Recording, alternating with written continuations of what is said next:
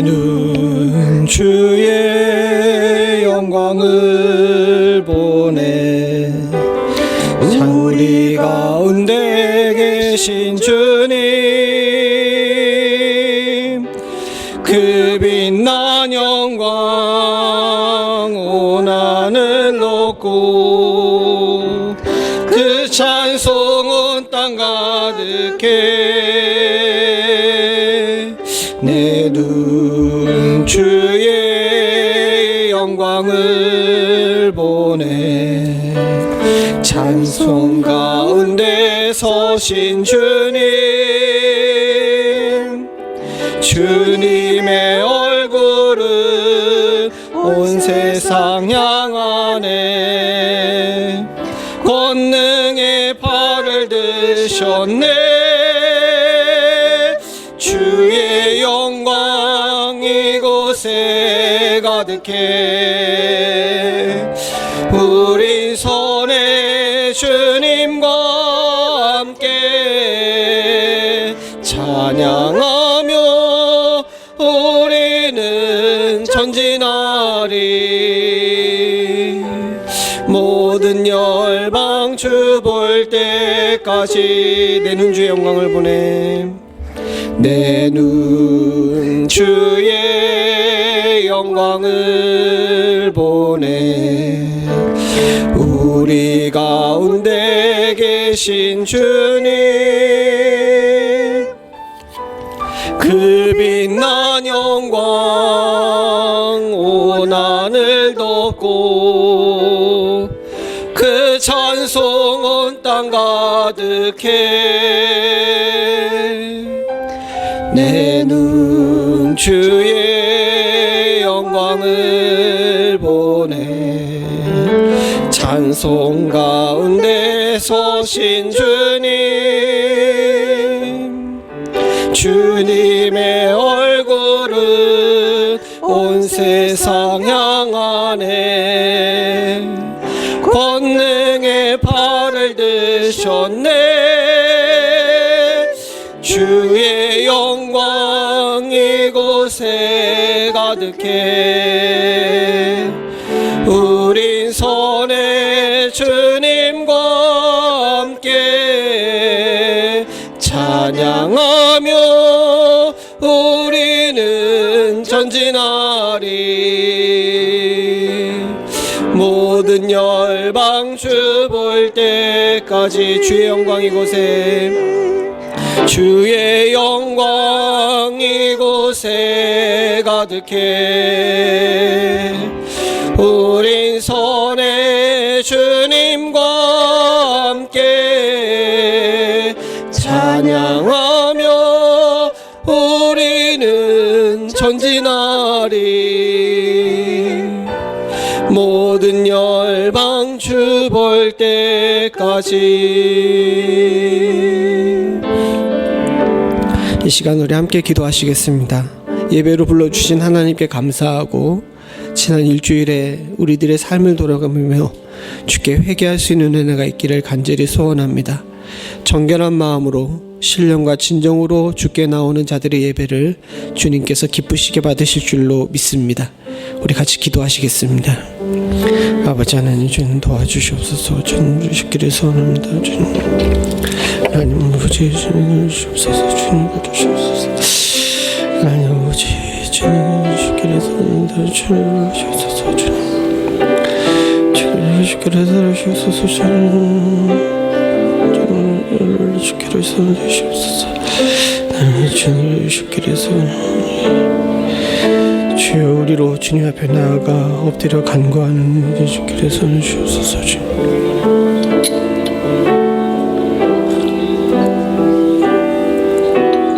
하나님 주님 주시기를 소원합니다. 주님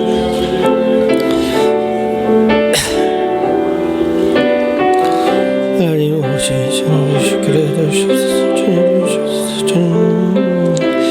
주님 주시기를 소원하시옵소서. 주님 주시기를 아버지, 주님을 주시기를 소원합니다. 주님 주시기를 주옵소서. 주님 하나님, 주님을 주시기를 주옵소서. 주님 하나님, 저들을 주시기를 소원하시옵소서. 주님 주시기를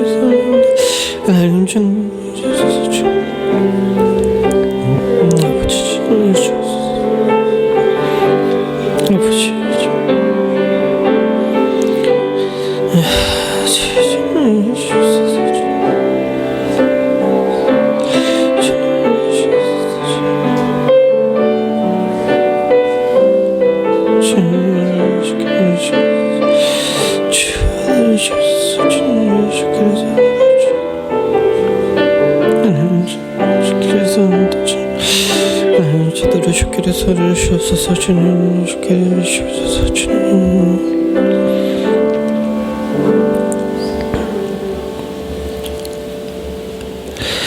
너희 목마른 자들아 물로 나오라. 돈 없는 자도 오라.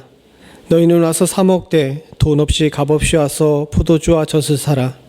너희가 어찌하여 양식 아닌 것을 위하여 은을 달아주며 배부르지게 못할 것을 위하여 수고하느냐. 나를 청종하라. 그리하면 너희가 좋은 것을 먹을 것이며 너희 마음이 기름진 것으로 즐거움을 얻으리라. 너는 귀를 기울이고 내게 나와 들으라. 그리하면 너희 영혼이 살리라. 내가 너희에게 영원한 언약을 세우리니 곧 다윗에게 허락한 확실한 은혜니라. 우리들의 영원한 공급자 되시며 생명 되신 하나님 아버지, 목이 마름에도 불구하고 배고픔에도 불구하고 우리들에게 결핍이 있음에도 불구하고 제자리를 못 찾는 우리의 마음과 생각과 행동을 주어 용서하여 주시옵고 이 자리에 불러 모아 주셨사오니 하나님 아버지, 우리들의 귀가 열려 주의 말씀을 듣고 영혼이 사는 역사를 허락하여 주시옵고 주께 두 손 들려 찬양하며 구함으로 말미암아 하나님께로부터 공급되는 양식을 먹으며 살 수 있는 은혜를 허락하여 주시옵소서. 우리 마음에 기름진 것으로 즐거움을 얻기를 간절히 소원하오니 아버지 하나님, 세상이 줄 수 없는 참 기쁨이 이곳에 있음을 기억하게 하시고 하나님, 우리들의 찢기고 상한 영혼들을 주님의 말씀으로 싸매시고 주의 말씀으로 이렇게 세워주시사 다시 세상에 나가 살 힘을 얻을 수 있는 축복을 허락하여 주시옵소서. 성도 개개인의 여러 가지 일들이 있습니다. 하나님 아버지, 여러 가지 일들 가운데서도 주께서 우리들에게 주께로 달려가라 주신 귀한 마음이 있음을 저희들 잊지 않을 수 있도록 주님 도와주시옵고 이 문제들 내가 해결할 수 없는 문제임을 알고 하나님께 아뢰을 때 주를 경외하는 자가 누릴 수 있는 축복을 오늘 이 자리에 허락하여 주시옵소서. 신령과 진정으로 드리는 예배가 되기를 간절히 소원하오며 모든 말씀 예수님의 이름으로 기도드리옵나이다. 아멘. 우리 다 함께 차례 일어나셔서 찬송가 8장 찬송입니다.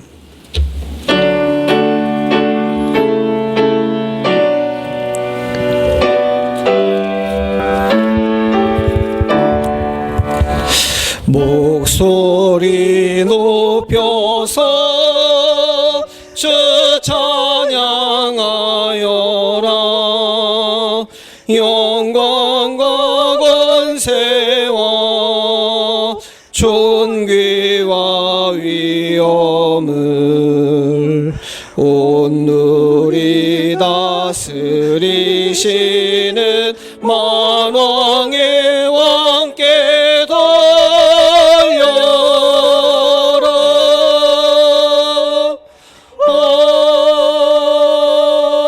아멘.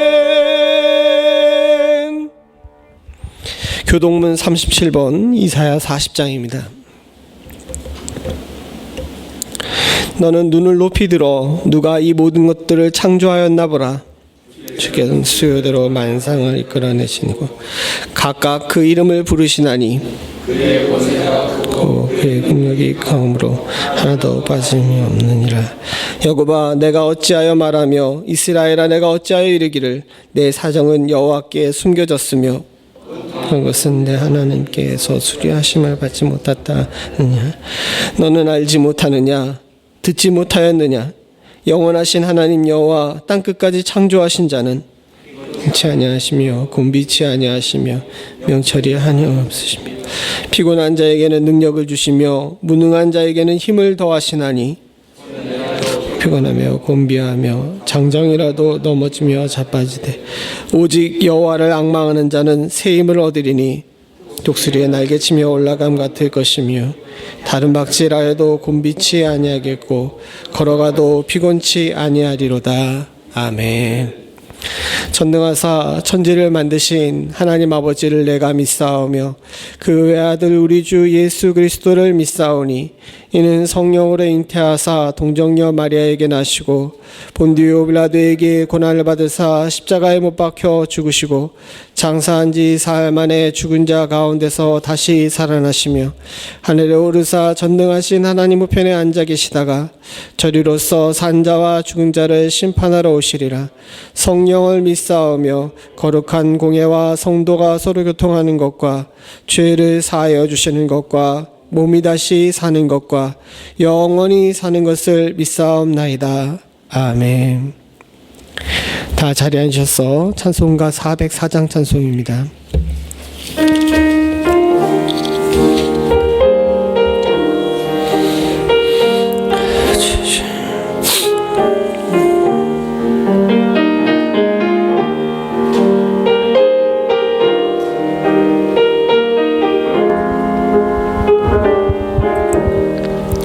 그 크신 하나님의 사랑 말로 다 용용 못하네. 저 높고 높은 별을 넘어 이 낮고 낮은 땅 위에 죄범한 영혼 구하려 그 아들 보내사 화목제로 삼으시고 죄 용서하셨네. 하나님 크신 사랑은 측량 다 못하며 영원히 변치 않는 사랑 성도여 찬양하세. 괴로운 시절 지나가고 땅 위에 영화쇠할 때 주 믿지 않던 영혼들은 큰 소리 외쳐 울어도 주 믿는 성도들에게 큰 사랑 베푸사 우리의 죄 사했으니 그네 잊을까. 하나님 크신 사랑은 측량 다 못하며 영원히 변치 않는 사랑 성도여 찬양하세.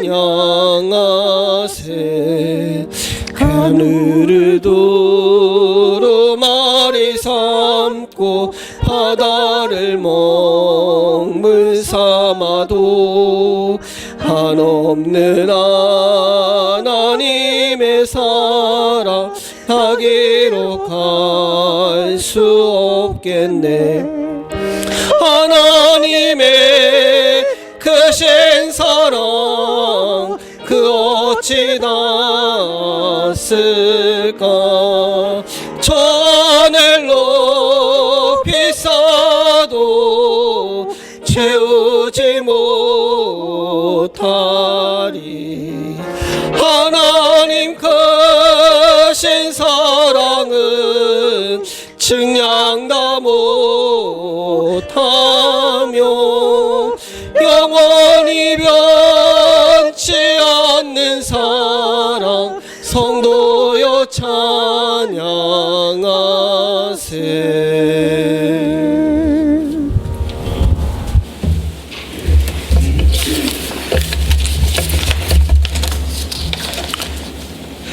예수께서 가라사대 내 마음을 다하고 목숨을 다하고 뜻을 다하여 주 너의 하나님을 사랑하라 하셨으니 이것이 크고 첫째 되는 계명이요 둘째는 그와 같으니 내 이웃을 내 몸과 같이 사랑하라 하셨으니 이 두 계명이 온 율법과 선지자의 강령이니라. 우리 연합장로교에서 촛대를 옮기지 아니하시고 세상의 소금과 빛의 역할을 감당하도록 긍휼과 자비를 베풀어 주신 하나님 아버지, 존귀와 영광과 감사 찬양을 주님께 올립니다. 거룩하고 아름다운 질 주님 앞에 나와 신령과 진정으로 예배드리는 우리 연합장로교회 성도들에게 은혜와 복을 베풀어 주시옵소서. 주님이시여, 하루의 삶을 살아가는 것이 쉽지 않은 현대의 세상 가운데서 지난 한 주간도 영육간의 강건함을 허락하여 주심에 진심으로 감사드리며 저희의 허물과 죄를 주님 앞에 내려놨사오니 저희의 허물을 용서하여 주시고 죄를 사하여 주시옵소서. 하나님 아버지, 우리 연합장로교회가 마음을 다하고 목숨을 다하고 뜻을 다하여 하나님을 사랑할 것을 약속합니다. 우리 연합장로교회에 은혜를 베풀어 주시옵소서. 주님이시여, 우리 연합장로교회가 우리의 이웃을 우리의 몸과 같이 사랑하여 복음 전파에 전념할 것을 약속합니다. 우리 연합장로교회에 복을 내려 주시옵소서. 우리 연합장로교회가 지극히 연약하여 이 약속을 지키지 못하여 넘어지고 쓰러지며 자빠질지라도 주님이시여 자비와 긍휼을 베풀어 주시사 주님의 손을 내밀어 일으켜 세워주시기를 구하옵고 구하며 기도를 드립니다. 자연은 창조의 질서에 따라 결실의 계절을 향하여 가고 있습니다. 우리 연합장로교회의 모든 조직이 하루속히 활성화될 수 있도록 인도하여 주시옵소서. 참으로 좋은 열매, 아름다운 열매, 많은 열매를 맺을 수 있도록 역사하여 주시기를 기도를 드립니다. 특별히 학생들을 가르칠 수 있는 주일학교 교사를 필요로 합니다. 주님의 심장을 가지고 학생들을 양육할 수 있는 선생님을 보내주시옵소서. 모든 성도들의 삶을 돌보아 주시옵소서. 마음이 공허한 자에게 성령의 단비를 부어주시고 육신이 연약한 자에게 강건함을 허락하여 주시고 출산을 앞둔 가정에 주님의 손길이 함께하여 주시옵소서. 무엇보다도 마음을 다하고 목숨을 다하고 뜻을 다하여 하나님을 사랑하는 삶을 살아갈수록 역사하여 주시옵소서. 각종 재난과 질병과 코로나 바이러스와 주님을 대적하는 안티크라이스트로 인하여 복음 전파에 많은 어려움과 고통이 따르고 있습니다. 복음을 전하는 선교사님들의 발길을 아름답게 하여 주시옵소서. 도미니카의 징크라우드 목사님, 오정윤 선교사님, 박바울 선교사님, 유니온 미션 센터 김경민 목사님에게 성령께서 함께하여 주시옵소서. 이들 선교사님들과 더욱 긴밀하게 협력하게 하여 주시고 내 이웃을 내 몸과 같이 사랑하라는 계명에 따라 땅끝까지 복음 전파에 전념하는 우리 연합장로교회가 될 수 있도록 역사하여 주기를 간절히 기도를 드립니다. 거룩하고 아름다운 주일, 살아계신 하나님 아버지의 말씀이 선포됩니다. 말씀을 전하시는 목사님에게 은혜와 복을 베풀어 주시사 영육간의 강건함을 허락하여 주시고 하나님의 지혜와 영을 더하여 주시기를 기도를 드립니다. 주님의 말씀을 전파하고 우리 연합장로교회와 성도들을 돌보고 양육하는 데 부족함이 없도록 성령께서 함께하여 주시옵소서. 진실로 마음을 다하고 목숨을 다하고 뜻을 다하여 하나님을 사랑할 수 있는 말씀이 선포될수록 역사하여 주시기를 기도를 드립니다. 말씀을 듣는 모든 성도들에게 은혜와 복을 베풀어 주시사 듣는 귀가 열리게 하여 주시고 깨닫는 지혜를 허락하여 주시사 실천하는 역사가 있게 하여 주시옵소서. 우리의 이웃을 우리의 몸과 같이 사랑하여 구원의 역사를 이루어가는 우리 연합장로교회 성도들로 인도하여 주시기를 기도를 드립니다. 하나님 아버지의 살아 역사심과 성령께서 이 예배를 주관하여 주심을 믿사오며 우리 주 예수 그리스도 받들어 감사하며 기도 올렸사옵나이다. 아멘.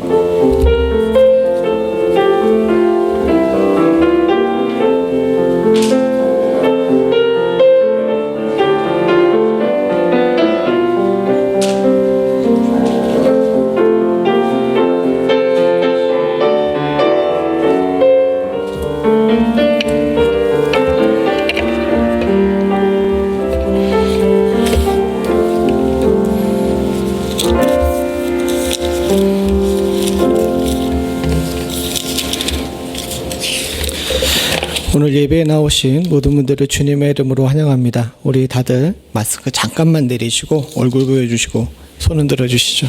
예, 잘 살고 있습니다.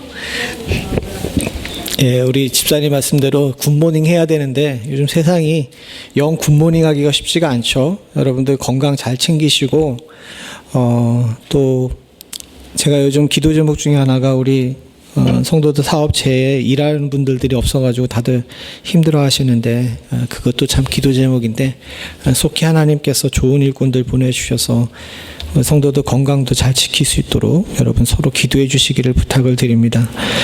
더불어서 기도해 주실 것은 이종주 권사님이 조금씩 나아가시곤 하는데 연세가 많으신 데다가 그 뼈 문제이고 또 지금 다른 걸로 인해서 약을 많이 드세요. 그러다 보니까 그냥 계속 반수면 상태십니다. 그러니까 조금씩 본인은 나아지신다고 얘기는 하시는데 여러분 많이 좀 기도해 주셔서 속히 일어나야 될 것 같아요. 여러분 기도 좀 많이 해주시기를 부탁을 드립니다. 그리고 우리 조 권사님 큰따님 되시는 우리 자매가 이번 주에 출산합니다. 화요일, 예, 오늘 내일입니다. 뭐 출산이야 날 받아놨다 그래가지고 딱 되는 것은 아니니까 이번 주 내내 좀 긴장하시고 좀 기도해 주시기를 부탁을 드립니다. 이 외에도 교회 안에 여러 가지 몸으로 또 마음으로 아프고 힘드신 분들을 위해서 여러분들 기도해 주셔서 함께 성도가 하나 되는 역사를 이루실 수 있기를 간절히 바랍니다. 그리고 오늘 점심은 우리 서교육 집사님께서 피자 준비하셨답니다. 우리 박수 한번 쳐드리죠. 네. 네. 아무래도 권사님 다시 점심을 이렇게 슬슬 시작해야 되지 않을까 생각이 듭니다. 예. 이번 주는 그렇고요. 다음 주에는 저희 추석이에요. 주일이 지난 다음에 추석인데 추석이라 교회에서 저희는 믿음이 약해가지고 삼겹살 하자 그랬는데 우리 권사님 믿음이 크셔가지고 갈비를 하기로 하셨답니다. 그래서 다음 주에는 갈비를 이렇게 준비를 해서 하도록 하겠습니다. 교회 넓으니까요. 한 군데 모여서 드시지 않으시고 가족끼리 모여서 드셔도 되니까 너무 부담 갖지 마시고 오셔서 함께 해주시기를 부탁을 드립니다. 또 다른 광고 있나요? 예, 광고 한 가지만 더 드리겠습니다. 우리 기도 제목하고 신방 신청 좀 내주시기를 부탁을 드립니다. 이상입니다. 오늘 하나님께서 우리들에게 주신 말씀은 시편 103편 13절부터 22절입니다. 우리 친구들은 선생님이랑 같이 공부하러 가세요.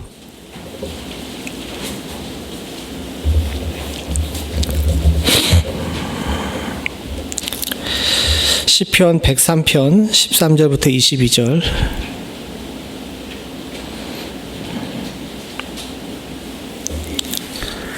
한 절씩 교독하겠습니다.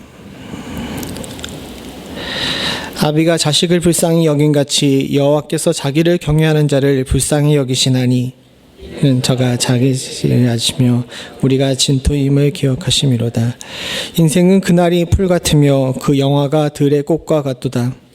쓴 바람이 지나면 없어지나니 그들이 다시 알지 못하거니와 여호와의 인자하심은 자기를 경외하는 자에게 영원부터 영원까지 이르며 그의 의는 자손의 자손에게까지 미치리니 그 언약을 지고 그 법도를 기억하며 행하는 자에게로다. 여호와께서 그 보좌를 하늘에 세우시고 그 정권으로 만유를 통치하시도다. 여기 있어 여호와의 말씀을 이루며 그 말씀의 소리를 듣는 너희 천사여 여호와를 송축하라. 여호와를 봉사하며 그 뜻을 행하는 너희 모든 천군이여 여호와를 송축하라. 여호와의 지으심을 받고 그 다스리신 모든 곳에 있는 너희여 여호와를 송축하라. 내 영혼아 여호와를 송축하라. 아멘. 하나님께서 저와 여러분들을 사랑하심을 믿으시는 줄로 믿습니다. 이거 뭐 하도 많이 듣던 이야기라 자동 반사적으로 그것을 믿는다라고 이야기를 하고 계시는데 또 믿음으로 수납하신 분들이 있어서 그것으로 큰 열매도 이루시는 분들이 있는 줄로 믿습니다. 그런데 한 가지 안타까운 점은 무엇이냐면 우리가 너무 그 부분에 대해서 잘 알고 있다라고 생각하기 때문에 세세하게 모르는 경우가 많이 있죠. 대학에 처음 들어가게 되면 신학이라는 학문이 좀 만만치 않은 학문이라 그랬는지 모르지만은 학교에 들어가자마자 제일 먼저 하는 작업이 뭐냐 하면 언어를 통일하는 겁니다. 아니 목사님 한국에서 대학을 나오셨는데 무슨 언어를 통일하냐 이렇게 얘기하실 수 있습니다. 맞습니다. 뭐 제주도에서 올라오건 전라도에서 올라오건 경상도에서 올라오건 서울 사람이든 다 한국어를 쓰기 때문에 언어를 통일한다는 이야기가 쉽지가 않게 이해가 되지 않을 수가 있죠. 근데 여러분들 그거 아십니까? 우리가 같은 한국어를 쓰지만 서로 말이 안 통하는 경우가 많아요. 그 대표적인 예가 뭐냐면 나와 대화하는 사람이 똑같은 단어를 얘기했는데 내가 생각하는 그 단어의 의미와 대화하는 상대가 이야기하는 단어의 의미가 서로 다른 경우가 있습니다. 이런 경우엔 서로가 대화를 한참 하면서 서로 말이 통하는 것 같은데 지나고 나고 보게 되면 저 사람이 얘기하는 것과 내가 이야기하는 것이 틀린 경우가 많이 있죠. 그래서 같은 언어를 사용함에도 불구하고 서로 다른 의미를 나누는 그런 경우가 생깁니다. 그것을 방지하기 위해서 신학을 공부하기 전에 먼저 언어를 통일합니다. 무슨 얘기냐 하게 되면 단어에 대한 개념을 갖다가 먼저 다 동일하게 이 단어는 이거다 이렇게 통일을 시키는 거예요. 이게 신학에 있어서 중요한 이유 중에 하나는 뭐냐 하면 교회에서 쓰는 이 단어와 세상에서 쓰는 단어가 같은 음을 가지고 있음에도 불구하고 서로 다른 의미를 가지고 있는 경우가 많아요. 대표적인 예로 사랑이죠. 사랑 같은 경우 세상 사람들이 얘기하는 사랑과 우리가 얘기하는 사랑이 다릅니다. 그리고 그 사랑 앞에 어떤 주체가 붙어 있는지에 따라 가지고 그 내용도 달라요. 하나님의 사랑 그리고 인간의 사랑은 서로 다릅니다. 근데 세상 사람들은 우리가 사랑을 이야기할 때 우리가 생각하는 사랑을 생각하지 않고 그들이 생각하는 사랑을 이야기하기 때문에 세상 사람들이 우리들을 향해서 쉽게 얘기하죠. 교회가 사랑이 없다고. 맞습니다. 그 이야기 맞아요. 왜? 그 사람들이 생각하는 사랑은 교회에 없습니다. 교회에서 이야기하는 사랑은 이 성경에 나와 있는 사랑이에요. 그래서 저들의 기대와 우리가 생각하는 것과의 차이가 있는 경우가 많이 있죠. 근데 안타깝게도 교회 안에서도 그런 경우가 많이 있어요. 우리가 하나님 아버지, 나의 아버지에 대한 이야기를 나누며 하나님에 대한 사랑, 하나님의 사랑에 대해서 이야기를 나눌 건데 제가 왜 이런 이야기들을 여러분들에게 하냐 하면 오늘은 여러분들과 함께 나의 아버지, 우리 하나님이 나를 어떻게 사랑하시는지, 어떤 방식으로 사랑하시는지에 대해서 이야기를 나누면서 세 개의 단어의 의미를 한번 정확하게 짚어보려고 해요. 그리고 왜 하나님의 사랑이 우리들에게 필요한지, 그리고 그 사랑에 우리가 어떻게 반응해야 되는지를 이 세 단어로 우리가 함께 나누면서 함께 은혜를 얻고 또 세상을 살아나갈 수 있는 힘을 얻을 수 있는 축복이 있기를 간절히 소원합니다. 오늘 먼저 우리가 본문의 14절부터 16절을 같이 한번 보시죠. 같이 봅니다. 시작. 이는 저가 우리의 체질을 아시며 우리가 진토임을 기억하심이로다. 인생은 그날이 풀과 같으며 그 영화가 들의 꽃과 같도다. 그것은 바람이 지나면 없어지나니 그것이 다시 알지 못하거니와. 성경에선 인생이란 단어를 굉장히 중시 여깁니다. 여러분도 우리 인생하게 되면 여러 가지 생각들이 많이 있죠. 여러분들이 생각하는 인생은 무엇입니까? 여러분들이 생각하는 인생은 어떤 거예요? 그냥 사는 거죠. 뭐 이렇게 얘기하시는 분들도 있습니다. 맞습니다. 그냥 사는 거죠. 그리고 한자 그대로 풀어보게 되면 사람의 생활입니다. 우리 생활을 인생이라고 이야기하죠. 그리고 어떤 사람들은 인생 그거 뭐 반복되는 거죠. 매일이 매일 같고 하루가 똑같죠. 뭐 이렇게 얘기하면서 인생을 염세적으로 생각하시는 분들도 있습니다. 또 절에 다니는 사람, 불교를 믿는 사람들은 인생이라는 것은 삼생을 이야기한다라고 철학적으로 이야기하죠. 전생, 이생, 현생, 이생 해가지고 삼생을 이야기한다라고 이야기합니다. 여러분, 성경에서는 인생을 어떻게 바라볼까요? 우리가 이것을 함께 알면, 정확하게 알게 되면 왜 우리들에게 하나님의 사랑이 필요한지를 알 수가 있게 됩니다. 성경에서는 인생을 가리켜서 이렇게 이야기합니다. 히브리어를 보게 되게 되면 인생을 이렇게 얘기해요. 같이 봅니다. 시작. 에노시. 이 기회에 히브리어 한 단어씩 이렇게 알아주세요. 에노시예요. 인생을 에노시라고 이야기합니다. 이 에노시라는 단어를 성경에서는 인생이라고 쓰고 있는데, 이 에노시라는 단어의 원래 어원은 아나시예요. 아나시. 에노시든 아나시든 무슨 얘기인지 잘 모르겠다고 이렇게 생각하실 수 있는데, 히브리어를 이렇게 치려고 그러는데 이 파워포인트에는 히브리어가 잘 안 들어가더라고요. 그래서 그냥 한국어 발음으로 써놨습니다. 이 에노시가 인생인데, 에노시는 원래 어원이 아나시예요. 근데 아나시의 뜻이 뭔지 아십니까? 아나시의 뜻이 슬픔, 비참함, 연약함, 병듦이에요. 슬픔, 비참함, 병듦, 연약함. 우리가 생각하는 인생이랑은 조금 다르죠. 물론 인생이 참 힘들고 어렵긴 하지만 인생 살만한 거야 라는 것이 세상의 인식입니다. 근데 성경에서는요, 인생이란 단어 자체가 병듦에서 나왔어요. 망가짐에서 나왔다는 거예요. 하나님이 인생을 바라볼 때, 또 우리가 믿는 자로서 하나님을 아는 자로서 인생을 바라볼 때 우리가 기본적으로 생각해야 되는 것이 바로 인생이라는 것 자체, 우리의 삶 자체가 병듦에서 출발했다는 사실을 우리가 분명히 인식해야 된다는 겁니다. 참 안타깝고 슬픈 얘기죠. 근데 이것이 우리가 우리의 삶을 온전히 똑바로 바라보는데 굉장히 중요해요. 사람들이 왜 실패하는지 아십니까?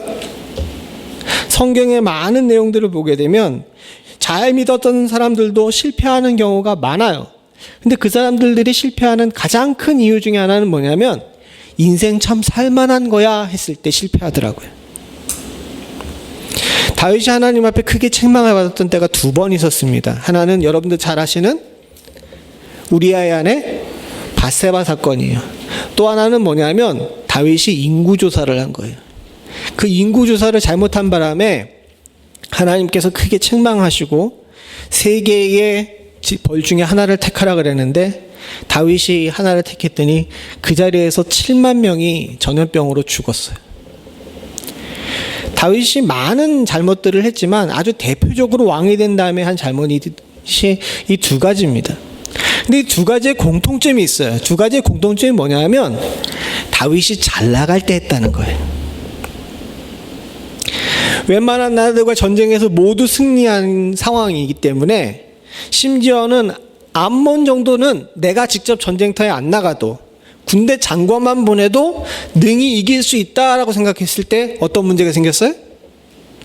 밧세바 사건이 생긴 거예요. 이 인구조사도 마찬가지입니다. 나라가 안정되고 이제 부강해져가지고 웬만큼 살게 됐다고 생각되니까 야, 내가 얼마나 부자가 됐는지, 내가 얼마나 강한 나라가 됐는지 이거 한번 알아보자고 사람 숫자 세다가 어떻게 된 거예요? 넘어진 거예요. 인생 살만해. 난 성공했어. 나는 잘 될 거야. 인생은 앞으로도 황금빛이야 라고 생각했을 때 그 잘 하나님을 섬기고 하나님께 사랑을 받던 자도 꼬꾸러지고 넘어집니다. 사랑하는 성도님들, 염세적으로 살고 인생을 패배자로 살라고 이 말씀을 드리는 것이 아닙니다. 우리는 현실을 분명히 인식해야 돼요. 그것을 인식하게 하기 위해서 히브리어는 인생 그 자체를 병들미라고 이야기하는 것입니다. 사랑하는 성도님들과 제가 있어서 인생의 여러 가지 고난과 힘든 일들을 겪죠. 근데 그것을 여러분들 특별하게 생각해서는 안 된다는 거예요. 어떻게 보게 되면 그건 당연한 겁니다. 그래서 오늘도 본문에 보게 되면 뭐라고 이야기합니까? 인생은 그날이 풀과 같으며 영화는 그 들의 꽃과 같다라고 이야기하면서 인생이 풀과 꽃과 같다는 사실, 이것을 우리가 잊지 않아야 제자리를 챙길 수가 있다라는 거예요. 전도서 3장 19절부터 21절 한번 읽어보죠. 시작. 인생에게 임하는 일이 짐승에게도 임하나니 이 둘에게 임하는 일이 일반이라. 다 동일한 호흡이 있어서 이에 죽음같이 저도 죽으니 사람이 짐승보다 뛰어남이 없음은 모든 것이 헛됨이로다. 다 흙으로 말미암았으므로 다 흙으로 돌아가나니 다 한 곳으로 가거니와 인생의 혼은 위로 올라가고 짐승의 혼은 아래 곧 땅으로 내려가는 줄을 누가 알랴. 지혜자인 전도자가 분명히 이야기합니다. 인생은 짐승과 똑같아요. 저와 내가 다 똑같습니다. 단 하나 다른 것은 우리의 영혼을 주님께서 귀하게 여기신다는 거, 그거 하나밖에 없다는 거예요. 참 안타깝게도 오늘날 많은 사람들이 영원히 안 죽을 것처럼 하고 삽니다. 그리고 오늘날 많은 사람들과 심지어는 성도들도 난 영원히 잘 나갈 거야 라고 생각하는 경우가 많아요. 시편의 기자는 그걸 분명히 경고합니다. 인생은 불쌍해요. 인생은 애처로워요. 무엇보다도 인생은 진토 같아요. 아무것도 아니에요. 이 진토라 그러는 것에 대한 여러 가지 의미가 있는데 우리가 뭘로 빚어졌습니까? 흙으로 빚어졌죠. 그래서 진토라고 이야기하는데 이 진토라는 것을 우리가 분명히 기억해야 합니다.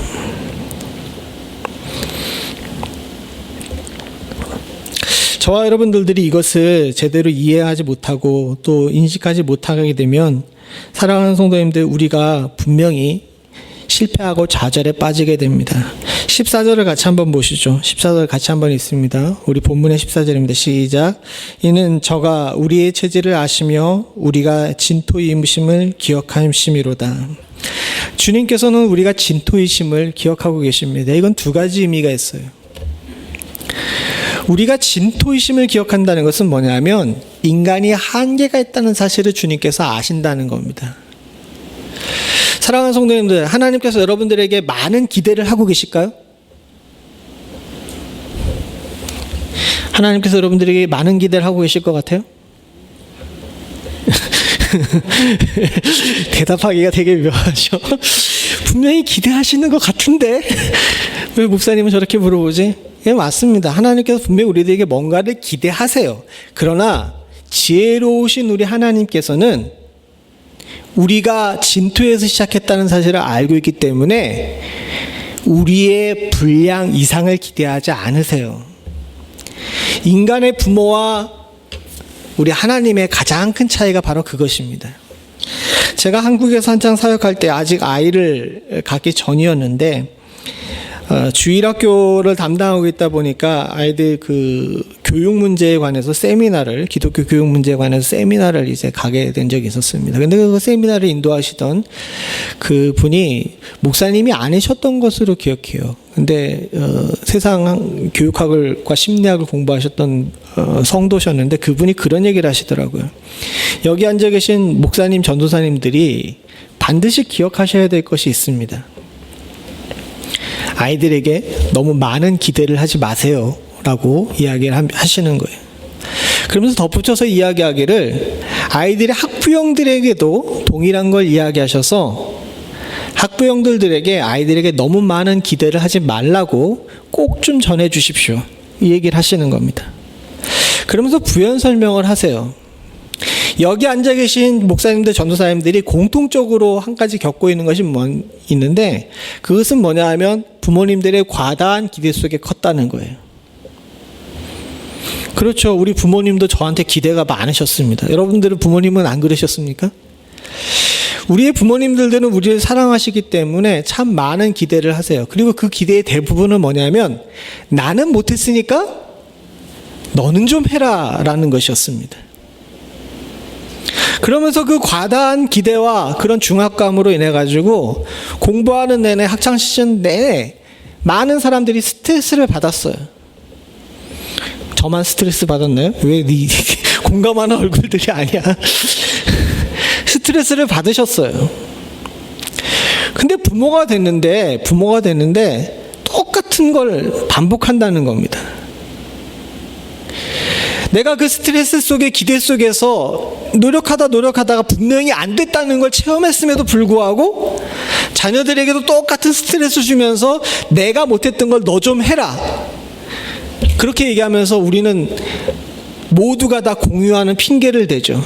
야, 내 말 안 듣다가 후회해, 이 얘기를 하는 겁니다. 아니에요. 그분 말씀이자 지금 제가 공감하는 이야기가 있는데 아이들이 후회하는 게 아니라 부모가 후회합니다. 왜?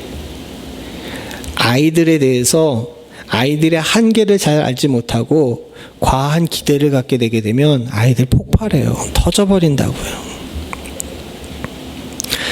그 세미나의 강사가 그걸 강조하면서 세상이 지금 아이들을 과한 기대 속에 지옥으로 몰아넣고 있는데 적어도 교회에서만큼은 그러지 않으셨으면 좋겠습니다, 이 얘기를 하시더라고요.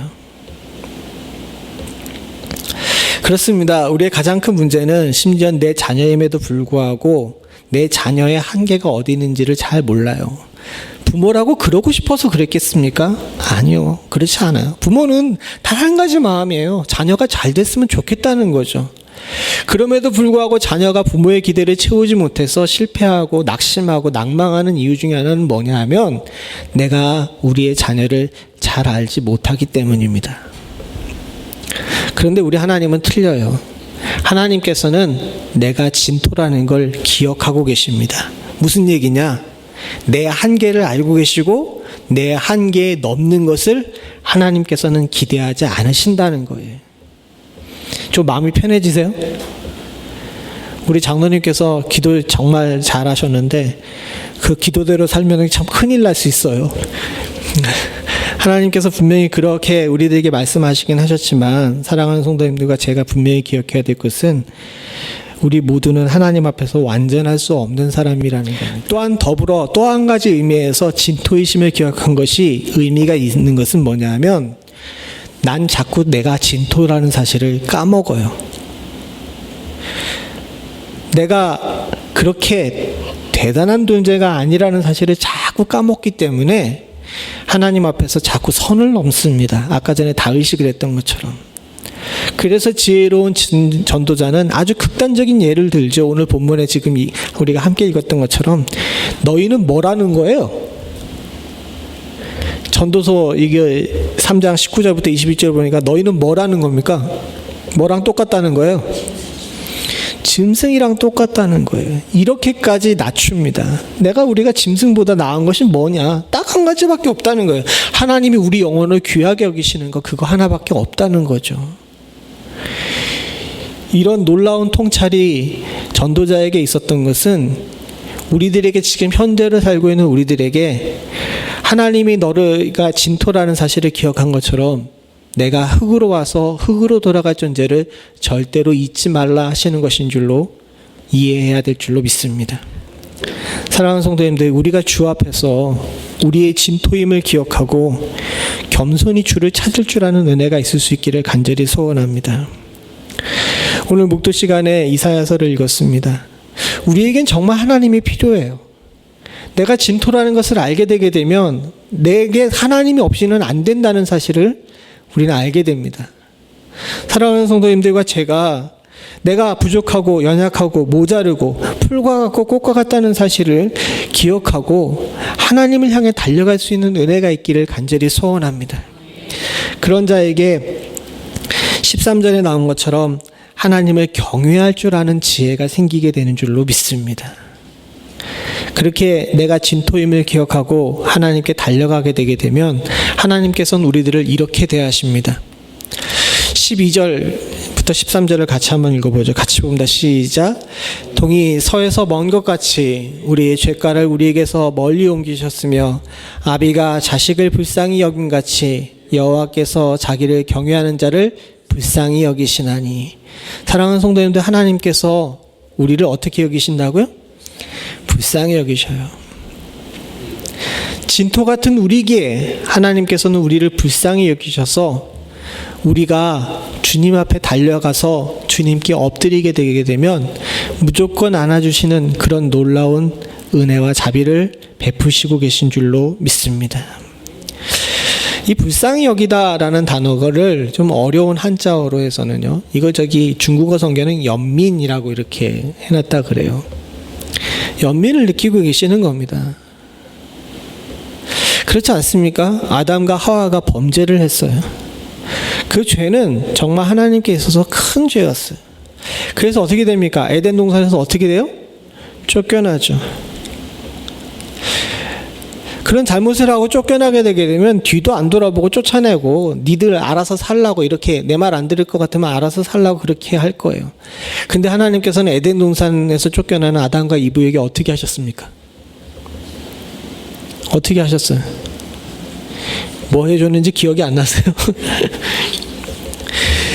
잎사귀로 간신히 자신의 치부를 가리고 있는 아담과 하와에게 가죽옷을 해입히셨어요. 그 가죽옷을 해입히기 위해서는 어떤 동물인가가 죽어야 했죠. 피를 흘리고 가죽이 벗겨지고 그 가죽이 아담과 하와를 가리고 위험으로부터 보호할 수 있는 그 보호가 되었습니다. 하나님 마음이 이래요. 사랑하는 성도님들, 우리도 마찬가지입니다. 우리를 향해 크게 기대하시지 않는 하나님이시기에 우리를 향해서 항상 불쌍히 여기십니다. 그래서 우리가 넘어지고 좌절하고 실패하고 죄를 지어도 주님께서 우리를 향한 마음은 한결같이 어떻게 하세요? 자식이 불쌍히 여긴 같이 우리를 불쌍히 여기시는 줄로 믿습니다. 또 한 가지 본문입니다. 17절부터 18절입니다. 같이 보죠. 시작. 여호와의 인자하심은 자기를 경외하는 자에게 영원부터 영원까지 이르며 그의 의는 자손의 자손에게까지 미치리니 그 언약을 지키고 그 법도를 기억하며 행하는 자에게로다. 하나님께서는 우리에게 또한 인자하십니다. 인자라는 단어도 우리가 여러모로 생각해 봐야 되는데, 제가 볼 때 인자는 인애하고 자비하다라는 이 합성어긴 하지만 다른 의미로 보아서는, 사랑하는 성도님들, 하나님께서는 우리를 사랑하셔서 기회를 주시는 분이신 줄로 믿습니다. 진토 같고 실패하고 그래서 불쌍한 존재이지만 주 앞에 나아가 그 법도를 기억하고 행하게 되게 되면 그 인자하심으로 우리들에게 영원부터 영원까지 복받는 길을 허락하십니다. 무한히 기회를 허락하시는 분이 우리 하나님이세요. 성경에 보세요. 이스라엘과 유다가 한 죄악은 하나님 앞에서 있을 수가 없는 죄악입니다. 심지어 거의 마지막에는요, 하나님의 전에 우상을 들여다 놓고 드리지 말아야 될 것들을 드렸을 뿐만 아니라 왕이 자신의 아들을 제물로 바치는 그런 엄청난 일까지, 우상에게 제물로 바치는 그런 엄청난 일까지 저질러요. 하나님께서 엄청 노하셨죠. 그러나 하나님께서는 그 노하심 가운데서도 일말의 자비를 주셨습니다. 우리를 향해서도 마찬가지입니다.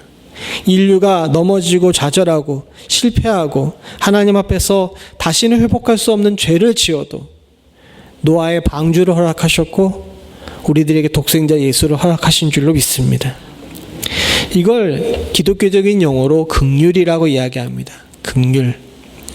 또 히브리어로 한번 읽어봐야 되겠죠? 히브리어로 뭐라고 하냐면 같이 봅니다. 시작. 케라햄. 케라햄이에요. 케라햄의 어원은 라함입니다. 라함의 뜻은 자비, 연민이죠. 하나님께서는 우리가 진토이심을 기억하기 때문에 한계가 있는 존재를 라는 걸 알고 있어요. 그러면 대부분의 사람들은 실망하죠. 우리 인간이 그렇습니다. 우리의 자녀들이 내 기대를 채우지 못하게 되게 되면 많은 부모들이, 물론 여기 앉아 계신 분들은 안 그러시지만 많은 부모들이 자녀에게 실망합니다. 그리고 그 실망은 자녀들에게 상처가 돼요. 근데 우리 좋은 아버지이신 나의 아버지께서는요, 우리가 그렇게 하나님의 기대에 충족할 수 없는 존재라는 사실을 다 알고 계시기 때문에 자비와 연민을 가지고 지속적으로 긍휼하신 줄로 믿습니다. 긍휼이란 단어의 의미를 잘 생각해 보시길 바랍니다. 여러분, 긍휼은 무조건 품어주는 것이 아니라 그 안에는 나를 불쌍히 여기심과 나에게 다시 한번 기회를 주시겠다는 하나님의 무한한 사랑이 담겨 있는 줄로 믿습니다. 나를 위해 긍휼하신 하나님을 여러분들 믿고 신뢰할 수 있기를 소원합니다. 저에게는 참 좋은 아버지가 있습니다. 바로 우리 하나님이시죠. 우리 아버지라고 오늘 기도 제목을 잡은 것이 아니라 나의 아버지라고 잡은 것은, 이 긍휼은 공동체가 소유하는 것도 중요하지만 내가 소유해야 됩니다. 여러분, 내 개인이 긍휼하신 하나님을 온전히 만나야지 진짜 믿음의 온전한 성장과 참 놀라운 기쁨의 신앙생활이 있는 줄로 믿습니다. 세상 사람들은 우리를 이해하지 못해요. 우리가 한계 있다는 것을 이해하지 못합니다. 부부싸움이 왜 일어나는지 아십니까? 남편이 아내의 기대를 충족시켜주지 못하기 때문에 그렇고, 반대로 아내가 남편의 기대를 충족시켜주지 못하기 때문에 그렇습니다. 부모와 자식 간에도 마찬가지입니다. 부모와 자식 간에 갈라진 이유가 무엇입니까? 서로에게 기대한 것이 있는데 그 기도가 충족되지 못하기 때문에 그래요. 그러나 사랑하는 성도님들과 제가 분명히 기억해야 될 것은, 나는 하나님에 대해서 그런 잘못된 마음을 품을 수도 있지만 하나님께서는 나를 향해 절대로 그런 마음을 품지 않으신다는 거예요.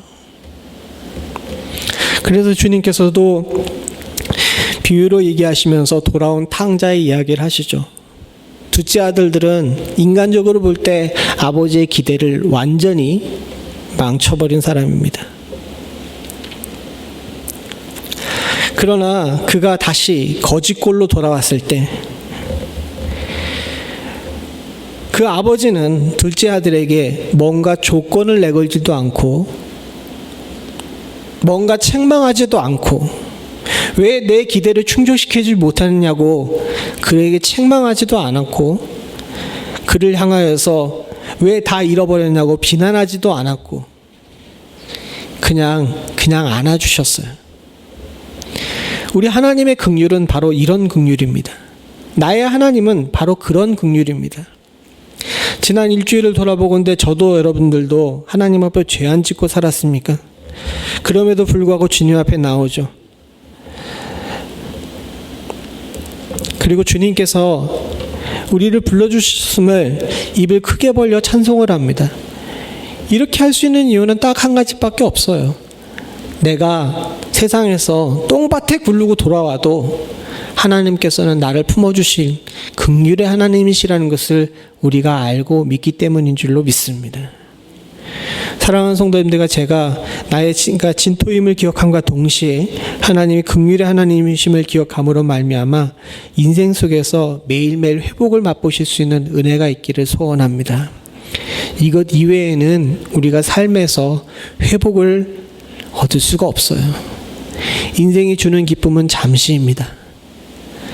그러나 하나님의 회복과 긍휼은 사랑하는 성도님들, 삶에서 숨을 쉬는 것과 같이 우리 삶 속에 있어야지만 우리가 진정 살 수 있는 줄로 믿습니다.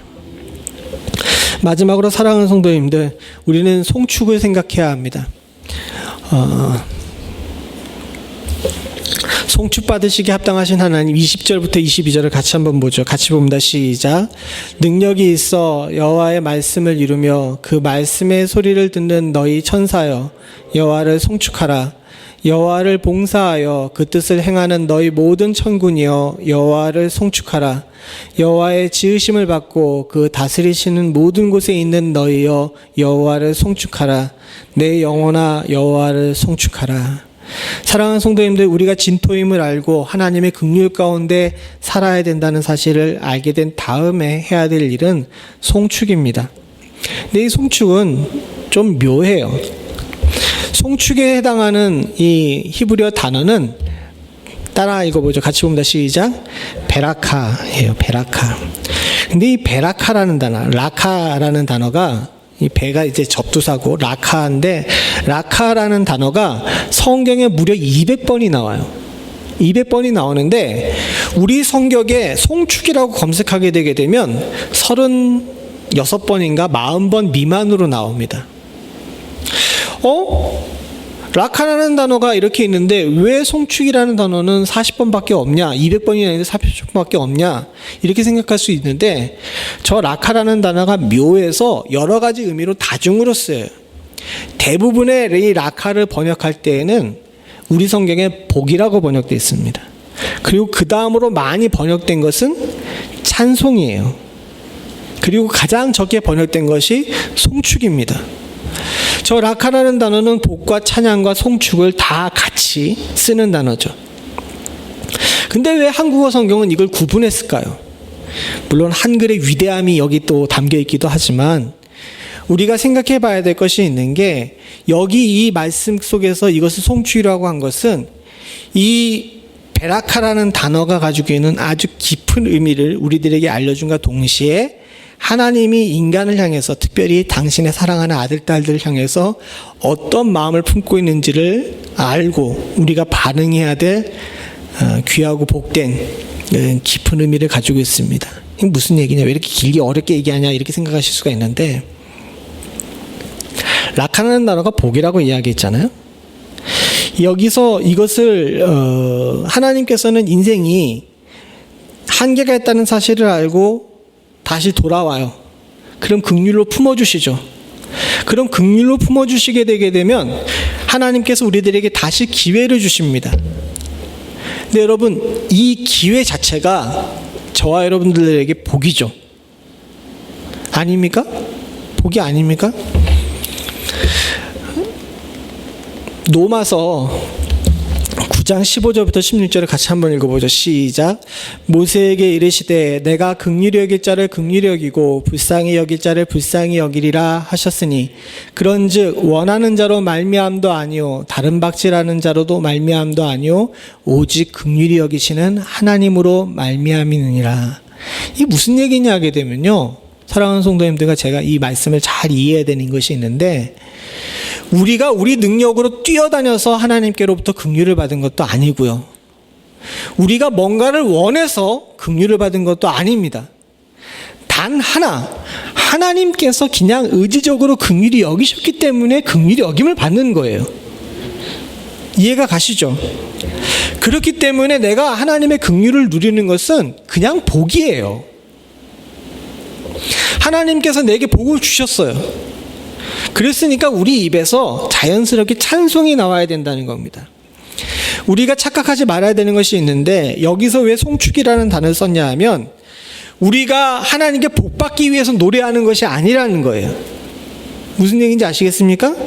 여기서 이 단어를 송축이라고 쓴 이유는, 사랑하는 성도님들, 우리가 복을 받았기 때문에 하나님을 찬송해야 된다는 거예요. 이게 성도의 바른 자세입니다. 우리가 시편 26편 1절에서부터 12절을 같이 한번 읽어보죠. 시작. 나는 나의 완전함을 행하오는 힘에 나를 구속하시고 긍휼히 여기소서. 내 발이 평탄한 데 섰사오니 회중에서 여호와를 송축하리이다. 사랑하는 성도님들, 내 발이 평탄한 데 섰기 때문에 하나님을 송축한다 그래요. 저와 여러분들이 지금 이 시점에 우리가 이 교회 안에 앉아 있는데 인생 속에서 여러 가지 문제들이 풀리지 않은 문제들이 참 많아요. 그래서 인생이 참 울퉁불퉁하다 이렇게 생각하실 수 있어요. 그러나 사랑하는 성도님들, 여기 나와서 주님을 만난다는 것 자체가 우리의 영혼이 주의 평탄한 가운데 서 있는 것인 줄로 믿습니다. 그렇기 때문에 주님 앞에서 우리가 찬송해야 되는 거예요. 그것이 진토 같은 인생이 천지를 주재하시고 온 세상을 창조하신 하나님의 아들, 딸답게 변할 수 있는 유일한 방법입니다. 주님께서는 사역하시는 동안에 자신을 향하여서 비난하는 자들에게 많은 것을 기대하지 않으셨어요. 그들이 주님을 십자가에 못 박을 때에도 주님께서는 아무 말씀 안 하셨습니다. 그리고 그렇게 고난을 받을 때 많은 사람들이 그를 향해 고개를 흔들고 저도 구원을 못하면서 누구를 구원하겠다고 저러는 거냐 이렇게 얘기를 했어요. 그러나 주님께서 돌아가신 이후에 3일 만에 부활하시고 나서야 사람들은 깨달았습니다. 주님께서 우리에게 주시려고 했던 진짜 복음이 무엇인지를 조금씩 깨닫기 시작한 거예요.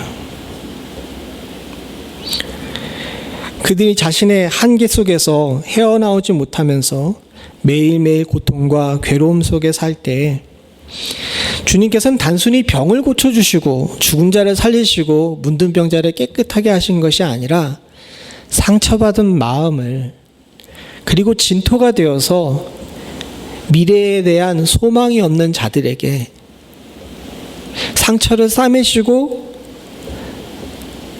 꿈을 꾸게 하시고 환상을 보게 하신 그런 놀라운 은혜를 허락하셨다는 사실을 알게 된 겁니다. 그걸 깨닫고 나니까 위정자들의 칼이 무서워서 숨었던 제자들이 바깥에 나와서 찬송하지 않을 수가 없었어요. 지금 현 시대에 바로 우리들에게 필요한 것도 마찬가지입니다. 아까 전에 인생이란 단어 우리가 함께 나눠봤던 것처럼 에노시, 병들미예요. 여러분, 이 인생이라는 것 앞으로도 계속됩니다. 그 얘기는 뭐냐면 안타깝게도 지금 현재 우리가 겪고 있는 고통과 고난 앞으로도 계속된다는 거예요. 눈에 보이는 부분은 그럴 수 있습니다. 그러나 사랑하는 성도님들과 제가 나의 아버지 되신 그분을 온전히 만나고 나의 아버지로 모시기만 하게 되게 되면 눈에 보이는 현상은 여전히 에노시라 할지라도 우리의 삶은 베라카가 되는 역사가 일어날 줄로 믿습니다. 이것이 바로 우리의 신앙생활의 본질입니다. 예수 믿었다고 사업에 성공하는 거 아니에요. 예수 믿었다고 자녀가 모두 좋은 대학에 가는 거 아닙니다. 세상 사람들은 그것을 기대해요. 아까 전에 제가 처음에 들어갈 때 이야기한 것처럼 우리가 말하는 사랑과 세상에서 말하는 사랑이 다른 것처럼 우리가 말하는 신앙의 성공과 세상이 말하는 성공이 달라요. 근데 교회에서조차도 세상의 성공을 그대로 가지고 들어와서 에노시인 인생이 주님 만났기 때문에 내가 갑자기 변화되는 그런 일이 벌어지기를 기대합니다. 그건 부차적인 거예요. 진짜로 주님께서 우리들이 에노시 같은 이 삶 가운데 찾아오셔서 나의 아버지가 되신 것은 우리의 겉모양도 바뀌는 거지만 실제 진짜로 원하시고 기대하시는 것은 우리의 속사람이 하나님 앞에 송축할 줄 아는 자, 즉 베라카가 되는 역사를 이루기 위하심인 줄로 믿습니다. 그래서 소요리 문답에 보게 되면, 대소요리 문답에 보게 되면 인생의 제일 가는 목적이 일문에 뭐라고 얘기합니까? 인생의 제일 가는 목적이 뭐라고 그럽니까? 하나님을 영화롭게 하는 것, 즉 하나님을 찬송하는 것이라고 하죠. 그건 단순히 하나님이 찬송받기 위해서 그러는 것이 아니라 진토 같은 우리가 사람답게 살기 위해서 필요한 것이기 때문에, 그것이 필요하기 때문에 그것이 제일 처음에 나온 것입니다. 저와 여러분들이 오늘 이 아침에 이것을 꼭 깨달을 수 있기를 간절히 소원합니다. 진토 같은 인생, 다른 사람의 기대도 채워지지 못할 뿐더러 잘못된 기대를 가지고 다른 사람에게 상처 주는 우리, 풀이고 꽃이라 온전히 제자리에 서 있지도 못하는 우리, 그러나 하나님께서 나에게 무조건적으로 긍휼하셨기 때문에 우리는 주 안에서 주를 송축할 줄 아는 하나님의 아들, 딸 되는 역사를 이루고 계신 줄로 믿습니다. 그것이 우리들의 신앙생활이고 우리들의 힘입니다. 여러분, 주변에 있는 사람들을 보면서 다른 사람의 신앙을 평가하거나 또 다른 사람의 신앙을 부러워하거나 때로는 욕할 때도 있습니다. 그러지 마십시오. 진토예요. 그리고 우리는 모두 다 에노시를 살고 있습니다. 하나님께서 우리를 향해 그러셨던 것처럼 불쌍히 여기시기를 소원하고 단 하나에 집중하실 수 있기를 소원합니다. 나를 평탄한 곳에 서게 하시고 내 영혼을 평탄한 곳에 서게 하셔서 나를 안전한 곳에 거하게 하신 우리 하나님을 찬송하는 것, 여기에만 집중하고 사실 수 있는 은혜가 있기를 간절히 소원합니다. 같이 기도하시겠습니다. 하나님 아버지, 어리석어서 내 삶이 병들고 내 삶이 아프고 내 삶이 고단한 곳에서 출발했다는 사실도 제대로 알지 못하며 엉뚱한 곳에 마음을 두고 사는 저희들을 주님께서 여전히 불쌍히 여기시고 여전히 품어주시고 여전히 기대하고 기회를 주시는 줄로 믿습니다. 주의 긍휼에 힘입어 사는 우리가 하나님 아버지 항상 기억해야 될 것, 내가 하나님께 받은 그대로 이웃을 향해도 똑같이 행할 줄 아는 지혜를 갖게 하여 주시사 받은 긍휼을 이웃에게 베풀 수 있는 축복 또한도 허락하여 주시옵고, 또한 더불어 더 기억해야 될 것은 하나님 아버지, 나에게 긍휼하신 하나님을 인하여서 주를 송축할 줄 아는 지혜를 놓치지 않을 수 있도록 주님 도와주시옵소서. 우리로 교만하지 않을 수 있게 하여 주시사 나의 잘됨이 내가 능력 있고 뛰어나서가 아님을 항상 잊지 않을 수 있도록 주님 도와주시옵고, 나의 안됨과 못됨 또한도 모두 다 주님의 탓이라고 돌리는 어리석은 일 없을 수 있도록 주여 도와주시옵소서. 내 겉사람은 날로 후패해져 가나 내 속사람은 날로 안전한 곳에 거하여 평안한 곳에서 주를 찬송할 줄 아는 지혜가 있을 수 있기를 간절히 소원하오니, 아버지 하나님, 이것이 믿음임을 기억하게 하시고 나의 하나님, 나의 아버지를 온전히 만날 수 있는 저희들 되게 하여 주시옵소서. 세상이 몹시도 힘들고 지친 가운데 있습니다. 주의 사랑하는 성도들, 하나님으로 인해 평안함을 누릴 수 있기를 간절히 소원하오니 지금 이때만이라도 또 우리들의 기도하는 시간만이라도 하나님 아버지, 우리 마음 가운데 평안을 회복할 수 있는 은혜를 허락하여 주시옵고, 이 기도 시간이 날로 늘므로 말미암아 범사에 감사하고 쉬지 말고 기도할 줄 아는 지혜를 갖게 하여 주셔서 우리 인생의 온전한 변화를 누릴 수 있는 축복 또한도 허락하여 주시옵소서. 모든 말씀 예수님의 이름으로 간절히 기도드리옵나이다. 아멘. 우리 다 함께 일어나셔서 찬송가 406장 찬송 부르시며 준비하신 예물 하나님께 드리겠습니다.